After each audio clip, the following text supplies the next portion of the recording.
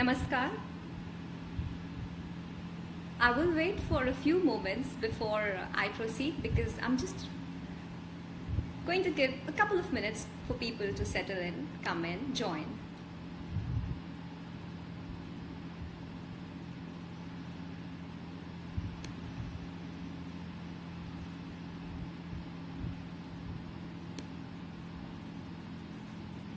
Namaste.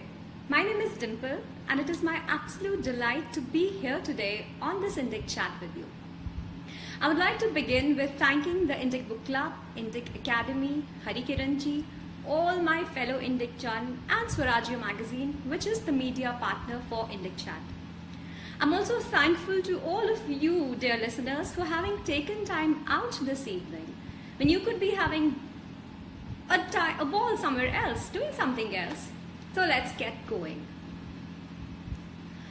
My name, as you know for sure, is Dimple. I reside in what I call my corner of the free world at dimplehere.com, where in my world, poetry, prose, everything goes. Today this Facebook Live for Indic Chat is from my own personal Facebook profile. I have a presence across various social media platforms, and you could visit probably my Amazon author profile, which has all the details of my social media handles. I'm there on Facebook, Twitter, SoundCloud, Wattpad. I have a blog and Gab, of course. Before we talk about the actual theme of today's chat, which is my book, An Anthology of Poetry, I would like to tell you something about myself. Who am I and how am I here as a part of this particular initiative by the Indic Academy? I'm from the state of Jammu and Kashmir, and I have lived across various places in India. In Jammu, Srinagar, Delhi, Uttar Pradesh, Andhra Pradesh. I have traveled to almost all the cities of India except a few in the northeast probably. So, well, you can say that I've traveled from Kashmir to Kanyakumari, I've traveled from Guwahati to Gandhinagar, and because of that, which I consider a very good fortune for myself, I have been able to find that inherent unique string that runs throughout the geography of India in terms of our culture, in terms of our basic ethos that we would like to say our essential Indicness. The Indic quotient, which runs high across the geography of India, is something that you have to actually be exposed to get what I'm trying to say. And by virtue of the fact that I could get exposed to so many different cultures, I could see that, there's no denying the fact that whatever it was in the past, how the kingdoms were, how our history was, there is an undercurrent of uniqueness that runs. So what if I am chanting a mantra in Kashmir and the accent is very different from the accent of somebody else, a fellow Indian in Tamil Nadu chanting the same mantra? We believe in universal consciousness, we believe in brotherhood, we believe in mutual respect, and that is what makes us Indic. That is what makes our goal. And working on ourselves, ensuring that our thoughts, our words, and our deeds are in alignment. This is the legacy that we have inherited from our forefathers. And when we talk about our Sabhyata and Sanskriti, this is very much a part of our Sabhyata and Sanskriti too. Focusing within and then looking without. Because whatever we seek outside is all within us. That is what one gains when one goes deeper and deeper into our whole culture. Well, this chat is not just about that. I'm sure you know much more about it than I do. But I was just talking to you about my exposure to various cultures across India. So I speak Hindi, English, Kashmiri, Urdu. I understand a little bit of Marathi, Gujarati, Punjabi, Dogri, and I do know a couple of go-to words in the South Indian languages, Tamil, Telugu, a little bit of the buzzwords of Malayalam. Kannada, I'm sorry, I just know the greetings, that's all. So essentially, I love everything there is in our country. I'm a very, very proud Indian. I'm a very, very proud Hindu. And I love the fact that I am here in the 21st century, a part of this resurgent India where we are finally finding ourselves, our foothold in this great scheme of affairs. As a child, I lost my home and hearth in a jiffy to Islamist separatist movement in the state of J&K. I'm a Kashmiri Pandit. And I could see how things can change for a person in the twinkling of an eye. That is what people generally say, right? So I had a very, very comfortable, luxurious childhood, and then suddenly, within a day or two, it all changed. And at that point of time, I was too young to actually, understand what it means to be uprooted for a concept called Nizam-e-Mustafa. That was very difficult for me to comprehend as a child. And my major concerns were about, why is it that from a room to myself, I am in this one room place where everybody is cramped, and why do I have to wake up at 4 a.m., 3 a.m. in the morning so that, the 17 members household doesn't get inconvenienced and I actually am able to go to school. So those concerns were paramount at that point of time, and probably before we shifted or before we had to move to Jammu, I had started writing poetry, and probably when the fortunes turned, as one could say now when I look retrospectively, I think I started channelizing it all and I started writing. And there was a time when I was in school and my poems appearing in the local dailies was a weekly affair, and it just kept growing up. But then when I went to college, engineering, my MBA and all, writing actually came a little bit down. And then when I joined the corporate world, with the onset of PPTitis and Excel sheet syndrome, the expression for pure bliss or just to say something that moved me, it took a back seat, and my writing dwindled. But yes, I did keep penning in my thoughts once or twice in my diary and all. And so it happened that there was a big break in my writing or creative expression for a really, really long time. And then in 2013 April, and I just started again. There was something that happened, and I just felt like again expressing myself. And I also came across a couple of my diaries and past writing that my mom had kept safe. So I went through it, and something clicked, and probably I was back into the groove, and I had got my mojo back. So there I was, a part of the corporate world and also writing. A couple of friends who saw my writing at that point of time, they encouraged me to start my own blog. And I had no clue about it, trust me. I just went to WordPress and just did follow and put it up. And I posted a couple of poems of mine there, and that was in April 2013, I believe. And it just went, so sporadic writing. If you just check my blog even now, you'll see a little bit of writing, there's a concentration, and then again there's a lull. In October 2014, when the movie Haider released, at that point of time, for me, it was a really shaking moment.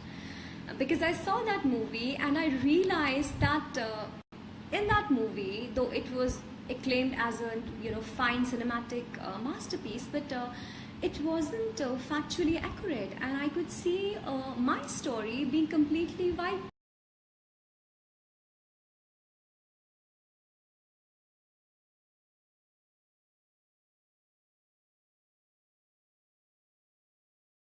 Happened, I came back home and I wrote a post about Haider, and I shared it with one individual, a social media influencer who I knew through another friend.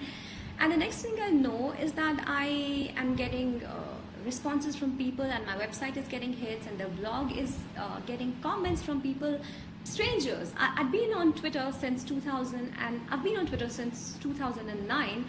And I used to be what one would call a passive listener. So I would just follow largely inanimate handles because I used to source all my content from Twitter. I've not been watching TV or news or subscribing to magazines other than Swarajya magazine, which I definitely do recommend to everybody, not just because they are the media partner. So I used to be a passive listener is what I was saying, and when that response to Haider came, I felt a little more confident to put myself out. So yes, I had been putting my writing on the blog, but that review about Haider, which did resonate with a lot of people and they felt inclined to engage with me, that gave me a lot of confidence to start unabashedly putting forth whatever I felt about things that I really did feel strongly about. And then I kept writing.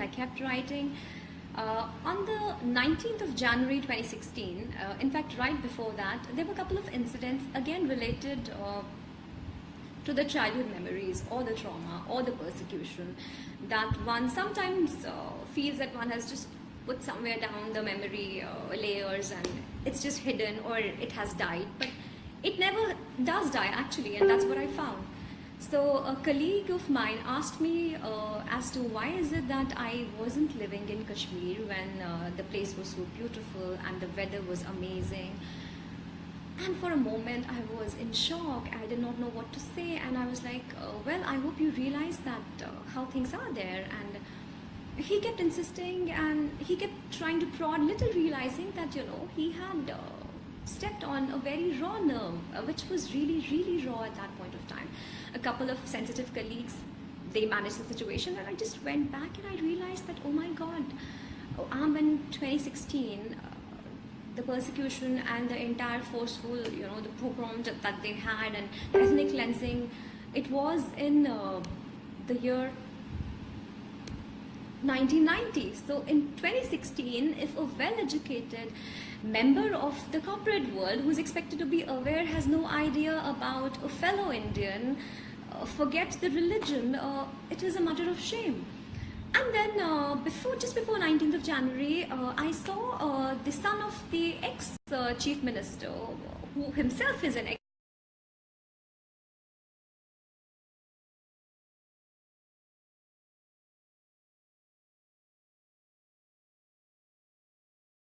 just made me sit down, tap into my memory pool. Yes, a lot of scab got removed, the wounds opened up, but I decided there and then that I would certainly not let it die down. I would not let anybody change my history. Before the 19th of January, I think a night before, I saw another video by a supposed journalist of Nuance. I don't want to name names because she's, apparently has a peshaw for lawsuits. I really don't want to do that. But she had a video in which she was actually insinuating that we were to be blamed for our own ethnic cleansing. The Jew-Nazi conundrum, it just came back to me, and I sat down on 19 and I started something that I call an exercise to exorcise the ghosts of the past. I wrote the first post. It had been many years, but it kept coming back. I did not have any hatred. I just had that catharsis that one can say. Currently, that is a 5-post series. In June, Mindmakers, one of my favorite portals, offered to publish the series entirely, and 5 posts of the series are already live there. And after the first post on Mindmakers, there was a lot of buzz, positive feedback, and I felt encouraged, all because of you guys. And then there was some furor about the mainstream media folks wanting to censor social media.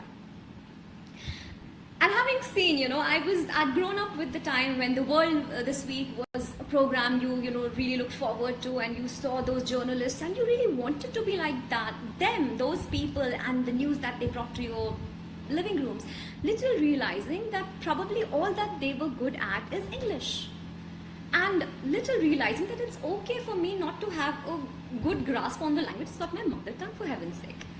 But as I grew up and as I started getting exposed to social media, I found the knack for validating news peddled by the mainstream media. This entire thing of them wanting social media to be censored was really totally, it struck a discordant note. And I wrote the post called Chorus to Choke, Censoring the Social Media. It was published by Mindmakers. I'm really thankful to Pramod, Adit and Sunanda.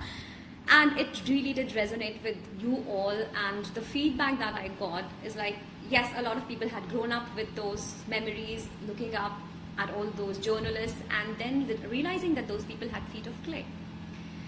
And that is how I decided that, okay, if nobody is going to give me the truth, if I know something about a particular event, incident, person, thing, idea, thought, let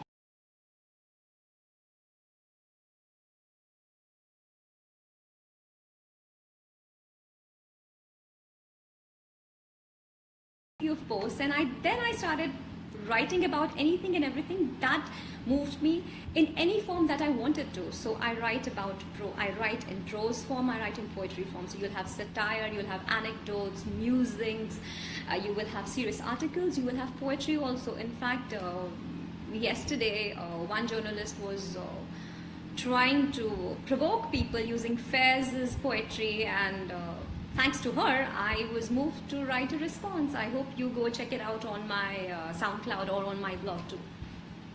So that's about my journey as a columnist or a writer. I am not a journalist, I'm not a professional writer. I write because I believe in expressing myself on things that I really feel strongly about. In the course of the last 1 year, I've written for Mind Makers, I've written for Swarajya, News and Views, India Facts.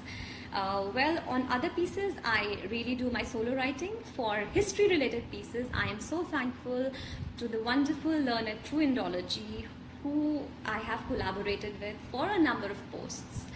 I have learned a lot from that end, and I'm really grateful and thankful for that. Coming to this particular piece, the book that is the topic of discussion, there is a story behind it. How did this book come into being?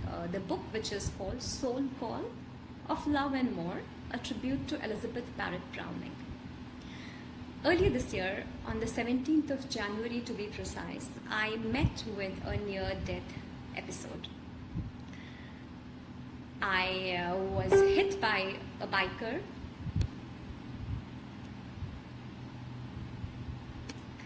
I was hit by a biker, and I ended up with a broken pelvis. I had a 5 centimeters wound on my head. My left side was completely immobile, and obviously a lot of other sundry aches and pains that would be there. And the reason I'm alive today and kicking, wearing this necklace and not having a hair on the wall behind me is because 3 wonderful young ladies played the Good Samaritan for me and ensured that timely assistance, medical assistance, was rendered to me. I was taken to the nearest municipal hospital, 7 stitches on my head, which I believe is basically opening of my crown chakra, and here I am. So after 7 days of hospitalization and constant painkillers and all, and around a 65 days forcible rest period, I got up. In those days when I could not even move, so on the 10th of February was the day when I finally could move on my own, and then from the walker to the walking stick, and now I'm on physiotherapy, and it doesn't hurt too much, so I'm okay. Just that this whole patch has turned white, probably it was shock or something. But I'm just glad that I just said bye to Yamaraj and came back, and he was kind enough to let me go. I decided not to get depressed. I decided to take the picture of the stitches that I had on my head and convert it into a dragonfly or a butterfly to pep me up, inspire me, and remind me that the time that we have here on this world is finite. And while I was sitting on the bed, gaining a lot of unnecessary weight, I think I also gained a fresh perspective on life, towards life.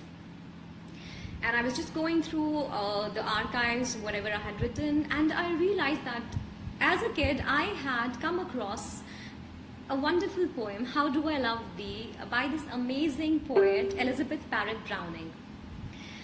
And I was so impressed by the poem, which is a part of her sonnets from the Portuguese, sonnet number 43, in fact. I read up about her, and I was amazed by her life story, the tremendous zest for life, this lady who was not only immensely gifted as a poet, but who battled ailment all her life. You must look her story up, and she was in love with the poet Robert Browning, and how they defied the society, and how She defied her father to be with the love of her life, and the kind of writing she did, she was in those days considered to be a likely inheritor to Wordsworth's legacy. That is how she was. And when I read those lines, "How do I love thee?" I was like, is it possible that, I was a young teenager, I believe. Yeah, I was a teenager. And I was like, is it possible that I will be able to write about something, any emotion, the way this lady has in those days, using simple words which are very profound. I had written it and I thought that, okay, probably once I grow up, maybe I'll write 10 poems on this. And this is what I had written ages ago. So while I was there on my recovery bed, I chanced across this piece and I was like, oh my God, why don't I do something about it? I've written so many articles, hard-hitting, as you people choose to call those, topical, writing about even Dhulagarh, Kairana, whatever is happening, how the people do scavenge journalism and stuff. So I was like, let me write something about an emotion that I really believe is the core frequency for all human beings. Love, compassion, empathy is what I believe we should fundamentally be operating from. If we do that, then the whole world is heaven. So I sat down and I rummaged through my writing, and I was shocked that I had actually written more than 20 poems on love. Different stages of love, different kinds of love, different types of love. And so I decided to keep it to 20, and I created an anthology on my own. Just a second, I'm just trying to see. So I created it all there, and I was like, I'm here on my bed, who is going to publish my book? Lo and behold, my friend Sai Swarupa Iyer, the wonderful author of the amazing book Abhaya, you must really look that book up. She suggested that I not waste any more further time and just go for self-publishing. And that's how I went to Kindle Direct, uploaded the whole piece, designed my own cover, whatever sang to me, resonated with me, I picked it up, put it up, and there it was, out there as an offering for the entire world, there for you in all its unabashed glory. So I put a part of my life out there, a different form of my life, which I know a lot of my readers weren't aware about. So I wrote about love, different stages of love, my experience of love based on my observation of people and experiences and events. If you were to go through the book, and I seriously, strongly suggest you do, because I am doing an Indic chat on the book. Currently there is a promotion also, so you can just go and avail of that. You will see that there is an underlying story beneath the whole anthology flow. So there is this initial meeting, the bonding, the disenchantment, the separation, rekindling, realization, experience, enrichment, and learning. The love that I talk about in this book is just not that male-female kind of a love, the sexual love. It is the love that is between two individuals, any kind of individuals, siblings, parents, spouse, friends, team members. The bond that two people have. That is the kind of love I have written about. And therefore, this is one book which actually will have a different meaning for a different kind of reader. Somebody who has just started his journey of life as an adult will see different meanings in it. Somebody who's middle-aged will certainly find something different.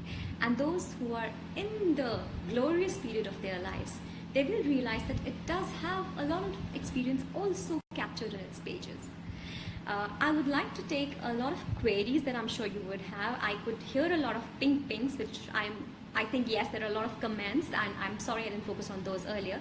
We will take the queries, but before we go to that part, I would like to read one poem, if you would let me.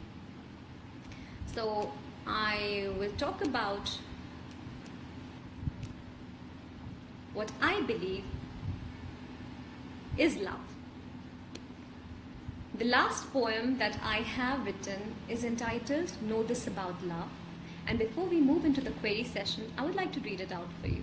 And then I would certainly encourage you to go online, buy the book, go through the whole piece, feel it for yourself, and get back in touch with me. Let me start. Know this about love. Before signing off, let me with you share Why this heart of mine? For love does care. Note this about love, it engulfs fools and sages. Note this about love, it can't be expressed in pages. Note this about love, it breaks all cages.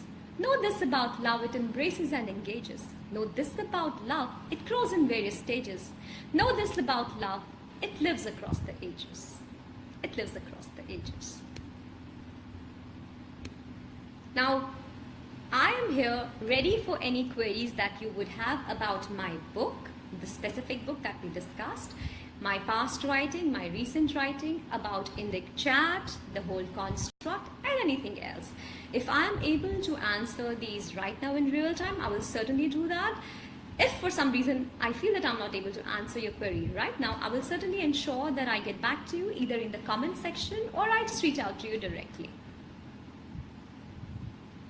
So let's just scroll along. Fabulous. Thank you. Thank you. I think Twitter and Peppy because this should be told. How did your association with True Indology come about? G. Well, I interacted with True Indology on Twitter only, and since I had been writing and I had seen the tweets that are there on his timeline are extremely informative, and in fact, if you just go through the Twitter timeline there, it is a book in itself. So I just wanted to ensure that, that amazing treasure trove information should pass on to the readers. But then as we see these days, attention span of everybody, me included, has come down, right? So unless you make it extremely reader friendly and crunch it down, the takers get reduced. So I offered to help in that respect, and I was just fortunate, and that's all that I would like to talk about right now, because as of now, True Indology is anonymous. That's all I can say. So any questions that you have about the book, or is it that my monologue was so monotonous and boring that you just forgot to even come up with any queries? Anything? Okay, Hemant Kumar ji is saying, hi, we had a nice fight on Twitter. Okay, Hemant ji, I do not fight. I have no animosity, hatred for anybody. Trust me, I might feel a little bit irritated at some point of time. I let the feeling come in and then I let it go. So no hard feelings at all. I'm glad we follow each other, or you follow me, whatever. Okay, any other questions? Any other questions? Brave girl, yes Anjali, thank you. But you know what? I learned it from the inimitable Kaul Malya, so ready to wait. Anish Gokhale says, great. Yes, I know you are my one-man supporting club. Manish Jetli says, brave of you. Thank you. Brave, brave. Okay, I'm awesome. Thank you so much. You have good taste and you're a lovely sister, Suvarna. Okay. Any plans for a new book? Thank you so much. Thank you for asking. So yes, let me just say that I have taken some time off for a couple of months to actually finish a couple of writing projects which had been calling out to me. So I did tell you that I have been managing a writing and corporate career for some time. So I've taken a little bit of a hiatus or a sabbatical to finish a couple of projects. I'm writing currently on something which is nothing to do with politics or poetry. It's a book on wellness, living well, healing, consciousness, and let's just tentatively say how to live life 10 on 10. That is one book that I'm working on, and I hope to be able to actually expand the series, the 5-post series about what is called the exodus, but which actually is not an exodus. It's actually ethnic cleansing and persecution of Kashmiri Pandits. I wish to actually elaborate upon that, and if possible make it into a book, God willing. I am also working parallelly on a book of short stories, but basically from the feminine point of view. I'm not a feminist, I'm an equalist, and I believe in the divine feminine and the divine masculine. So yes, I believe that Shakti can really move wonders, but I also believe that everybody has those two aspects, the masculine and the feminine within, and it's just a matter of tapping into it that ways. So I'm really delighted to share with you that From the modest success of my book on the e-platform, there might be a print release of the book, and Indic Book Club, Indic Academy has very kindly offered to help you with that, and as and when that is scheduled, I will certainly let you know. But that doesn't mean that you will not go and buy my book right now and give me the feedback that I think you should. Okay, DV Sridharan says, wish your talents included a bit of anger at least. Something that I think I should talk about, because people seem to believe that if somebody is polite or kind to people, it means that that person doesn't feel strongly about something. I believe that when we say that we are proud Hindus, we believe in dharma, we believe in Sanskriti, we believe in the rich legacy that we have, everything that we talk about, it's nothing but what the Western world now markets to us as consciousness, universal consciousness, awakening, ascending, etc., etc., etc. But I believe it's no point just claiming to have inherited that legacy when you're not living it. At any point of time, if your thoughts, your words and your deeds are not in alignment, you really cannot call yourself an Indic, or at least I cannot call myself an Indic. It did not come to me like this. I had to work on it. I have to work on it constantly. There are times when sometimes I feel a little upset and I just let it go. But let me just tell you that it's being Indic in the right sense is a 24/7 kind of a job, wherein right from your breath to your emotions to your words to your body language, you're aware of everything. संवेदना आपके अंदर है, उस संवेदना को समझे और ये जाने that this too shall pass. It is all ephemeral. What is eternal is the truth. And what is the truth? It is our own individual journey. So if you don't see anger, it doesn't mean that I don't feel strongly about things. Just that I would like to put things in a better perspective in a human, as a human being, one human being to another. As I told you, I believe in empathy, compassion and love as my core foundation. And if there's any misalignment, I try and bring it back. So yesterday I wrote a post about terrorism, and terrorism which is driven largely by Islamists, radical fundamentalists across the globe, using the verses, citing the verses in their holy book. And I said that I do not believe that all Muslims are bad. You should not actually be branding them. We should not be. That is how I believe. Imagine me. I have actually left everything there. I had to go through a washing machine cycle. My life, how I am right now. Yes, I'm thankful to the experience which enriched me, but I had something which could have embittered me. I'm not embittered, because I believe that even if there's one Muslim who is actually espousing the Indic sentiment, the Indic ethos, we cannot blame them.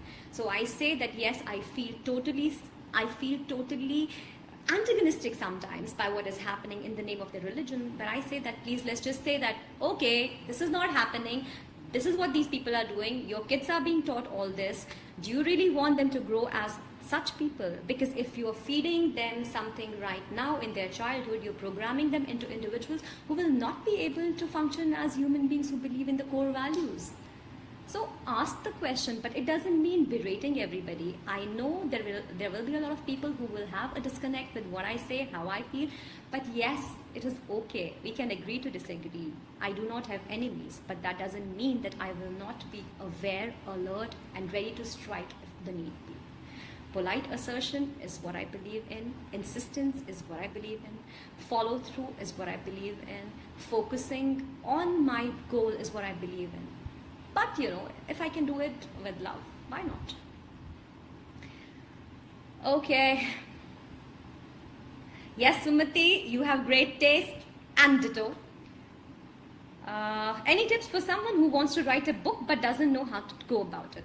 Rameshji, I am actually not a pro. I'm just a Nausikhiya who just likes to write. It just gives me inner bliss, and that's why I write. So I don't think I qualify as someone who can give you tips, but I believe that be it playing chess, be it writing a book, be it canoeing, anything that you really are moved to, just do it. Don't do something just because you feel you should do it. If you are inclined to write, why do you want to write is the question. Do you really want to write? If you don't write the book, are you going to feel that something is there which is missing in your life? If so, then trust me, you will know what to do.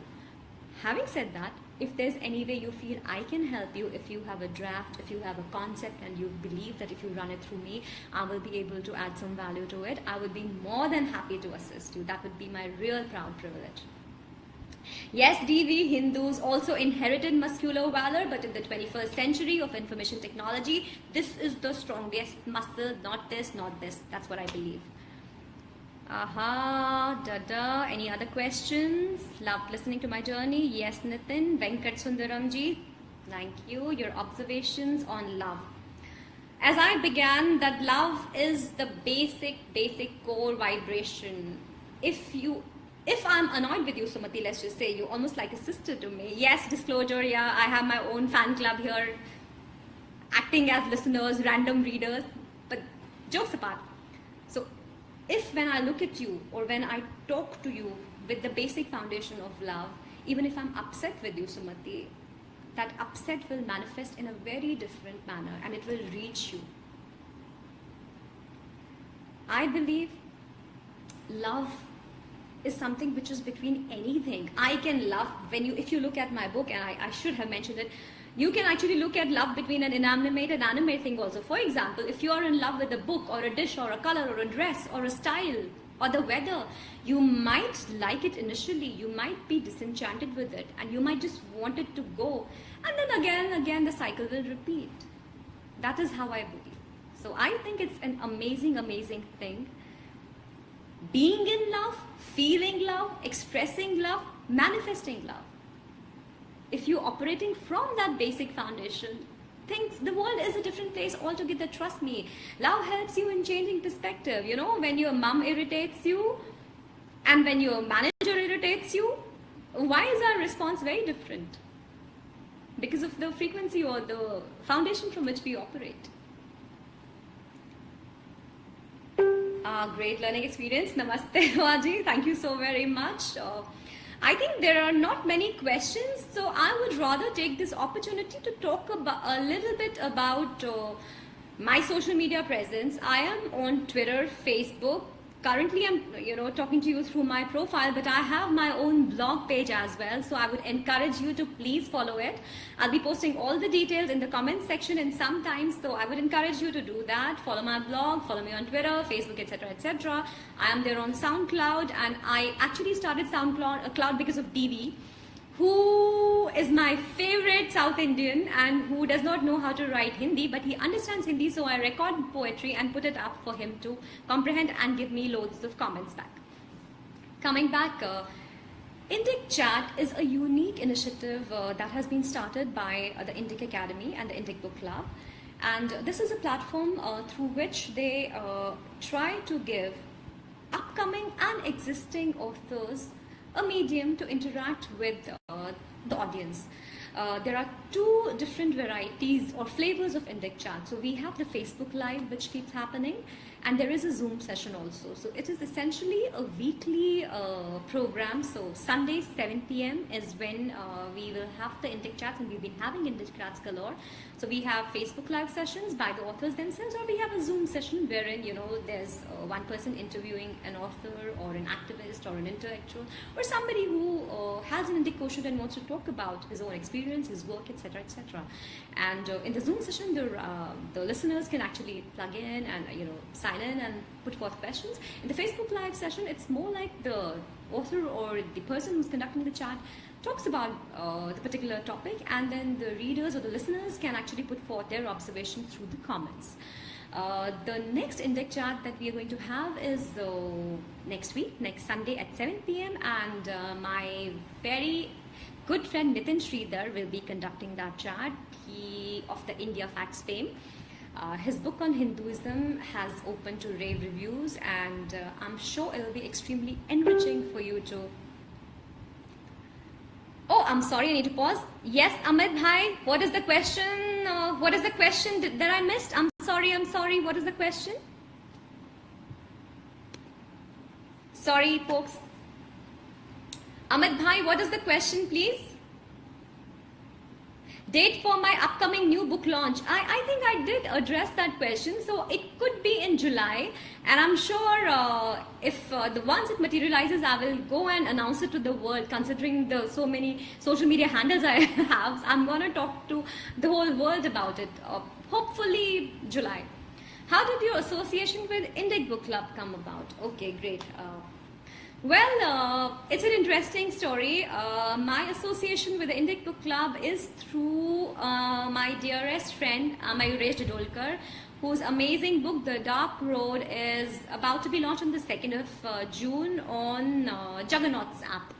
So Mayuresh knew me through another mutual friend, Vinay, who had been after my life to put out my writing into the world. And Mayuresh liked the Kashmir series that I had done on my own blog, and he introduced me to Mindmakers team, Adit, Pramod and Sunanda.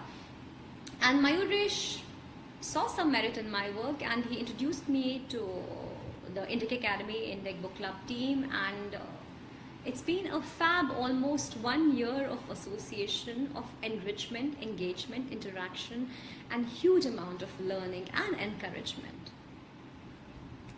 Sumedha ji says, wonderful chat. You are amazing as always, Sumedha ji. Thank you so very much. Are there any other questions that you would want to put forth? Anything? I am going to repeat that I'm expecting everybody who is watching this live chat right now to go buy my book, give me feedback, good, bad, ugly, because I appreciate it all. Because I'm sure it will help me hone my skill. And those who are going to watch the video later on, please do go and buy my book. Can you put a real name to or have a na? You are the IBC. Thank you. Shekhar Malik ji, can you put a real name to True Indology, or have you already but I missed it? Well, okay, what I strongly believe in is letting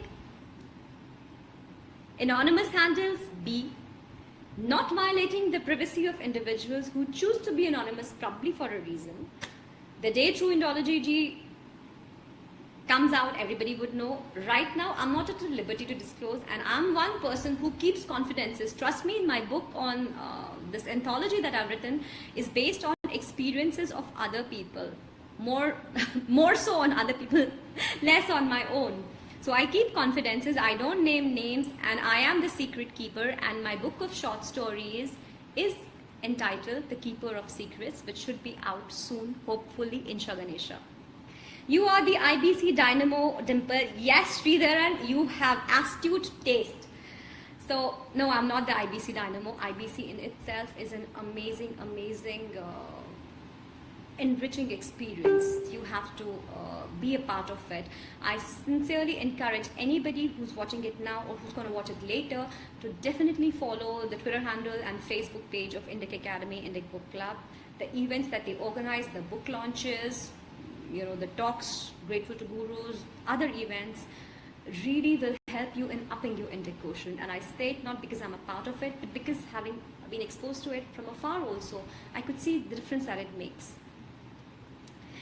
Yes, I am. Yeah, it's pretty interesting actually.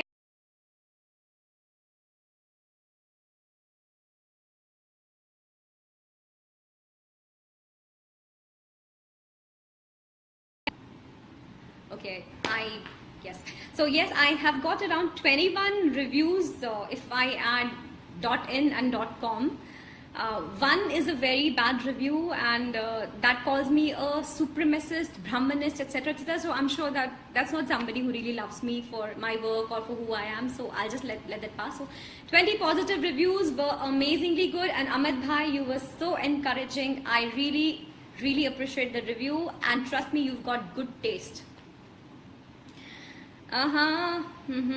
Yes, True Indology, he or she is a bundle of knowledge. Convey my regards to him or her.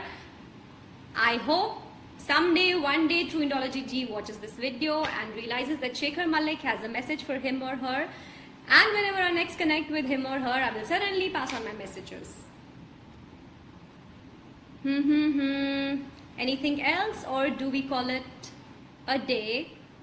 Any question if I have missed for whatever reason, please let me know.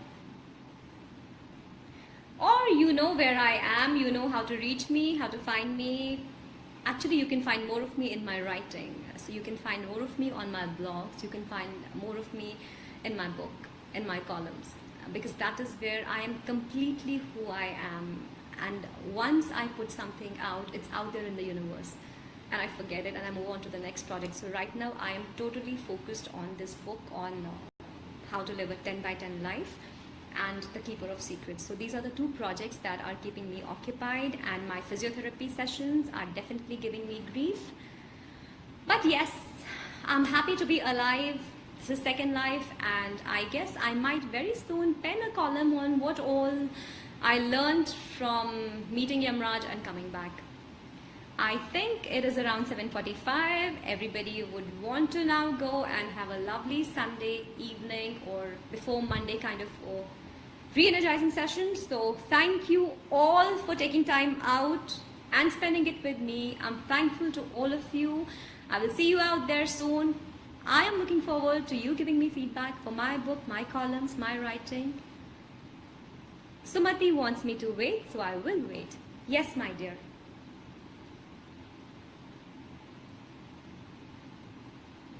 Waiting for you, Sumati.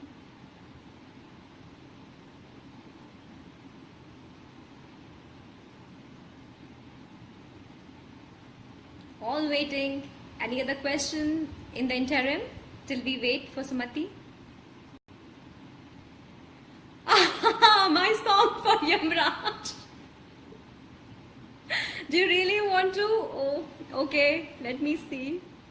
Actually, there's not a song for Yamraj, but there's a song that I wrote for Shivji. Would you like me to try my voice? Just a second, give me a moment.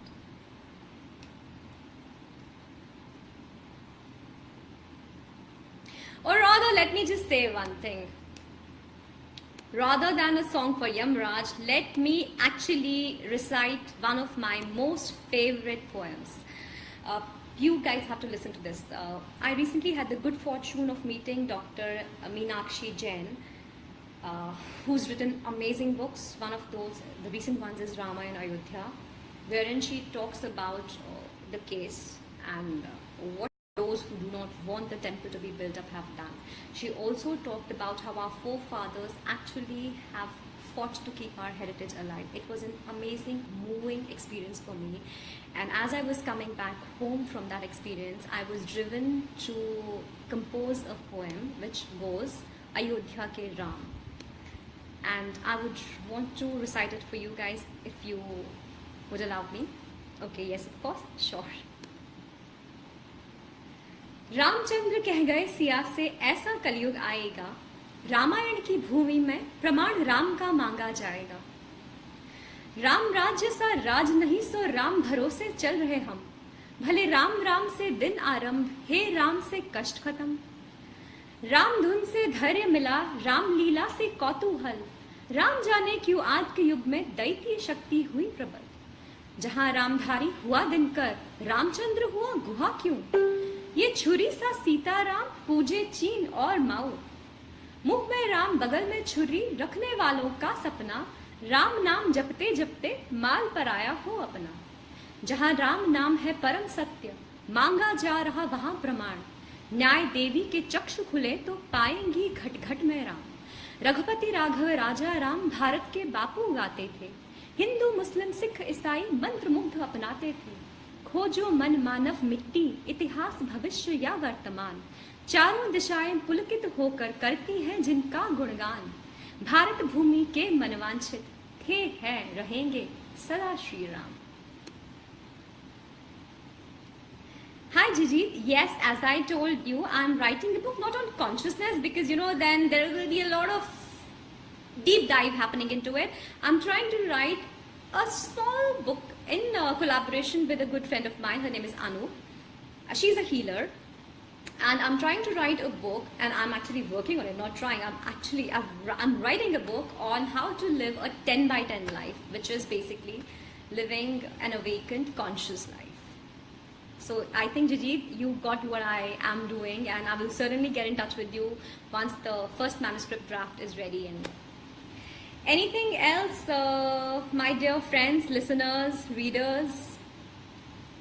For me, this has been fun because, I get to monopolize the entire conversation without even knowing the expressions thereof. I don't know if you were bored, entertained, laughing at me, whatever, but I had fun looking at the camera and assuming that, yes, wow, see, I get to speak. Wah, wah. Thank you, Sumedha ji. Thank you so much. Now, Sumati, anything else? Oh, I think I will pen a song for Yamraj now that you've given me this tip. Before I sign off, one line from a particular piece that I composed yesterday, just a small part of it. And then I sign off with the line that you have to buy my book and you have to follow my writing. So this one goes, हम देखेंगे. हम देखेंगे कि अब कोई ना देखेगा वो जुल्म जिहाद का जलजला जिसका तुमको अब भी है गुमा. अब के कोई ना देखेगा इस बार तो हम ये देखेंगे. हम देखेंगे कि अब कोई ना देखेगा वो दिन जब दीन हुआ हावी. हैवानियत की उड़ी आंधी सहरा से सूखी रूह लिए दर पर दस्तक दहशत ने दी. अब के कोई ना देखेगा इस बार तो हम ये देखेंगे. हम देखेंगे कि अब कोई ना देखेगा देखकर जब हवाला काबे का बुत तोड़े गए उठवाए गए. मुस्तकबिल की बुनियाद को जब बाजारों में नीलाम किया और समझे कि खुद का नाम किया. अब के कोई ना देखेगा इस बार तो हम ये देखेंगे. हम देखेंगे शान हमारे भारत की माँ हिंद के सब बाशिंदों की. भारत माँ की जय का नारा गूंजेगा कोने कोने से. नफरत की हाट लगाए जो बैठा है घात लगाए जो उस शख्स सोच इरादे को कर नेस्तो नाबूद इस दुनिया से रुखसत होते हम देखेंगे.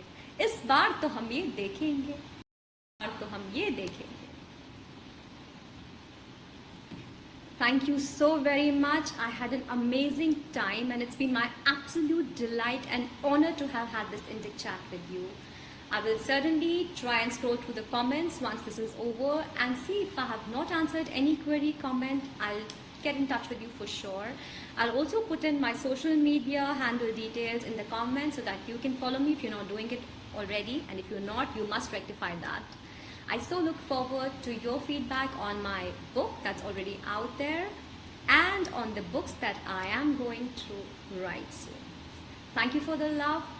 In all humility and gratitude, namaste.